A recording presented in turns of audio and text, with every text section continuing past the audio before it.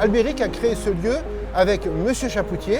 Au bord de la Nationale 7. Au bord de la Nationale 7. Est-ce qu'on entend les klaxons là? Oui, un lieu où ils avaient déjà anticipé l'expérience client, puisqu'ils voulaient recevoir leurs clients ou qui montaient à la capitale ou qui descendaient dans le sud pour les recevoir, les chouchouter, leur offrir du vin, du chocolat. Qu'est-ce qui a fait la différence en fait? Comment on est devenu cette maison-là en fait? Alors, on a 100 ans l'année prochaine. Oui. Je ne sais pas si c'est la légende ou pas, mais on m'a toujours dit que Albéric Guironnet, en discutant de métier, d'agriculture avec Max Chapoutier, probablement l'assemblage des raisins l'assemblage du vin en fait. Eh bien, on pourrait dire que ça l'a complètement inspiré et il va faire des assemblages. Donc Voilà. il va créer ses chocolats à lui. Exactement. Lorsqu'on voulait être chocolatier, eh bien à l'époque, c'est ce qu'on appelle l'école espagnole. On fabriquait son chocolat, on apprenait à torréfier, à acheter ses fèves. Ah oui, donc on reprenait tout depuis le départ. Exactement. Parce On que fabriquait finalement- sa couverture pour fabriquer ses bonbons de chocolat. On pourrait dire, et j'aimerais beaucoup moi aujourd'hui entendre parler, du métier de couverturier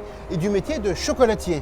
Et donc il semblerait que ses clients, les artisans qui lui achetaient déjà ces produits finis, Les bonbons. les bonbons, D'accord. les tablettes, etc., les sollicitaient pour avoir de la couverture, pour en faire des gâteaux, des pâtisseries. Et c'est le début en fait de venir chercher son chocolat de couverture. En fait, le bean to bar, Loïc, finalement, eh bien, c'est vieux comme tes robes. Parce que le bean to bar, eh bien, c'est Weiss bien avant Valrhona. Valrhona, c'est du bean to bar depuis 1922. Bernachon depuis 1953, c'est ça? Oui. Alors, les Américains n'ont pas inventé le bean to bar parce qu'en fait, C'est est-ce nous. que c'est pas les Français qui l'auraient inventé? Et peut-être même La région Ronald Rhône-Alpes. Auvergne. Pas mal d'histoire. Pas mal l'histoire. Pas mal d'histoire. Et elle n'est pas finie. Ah oui.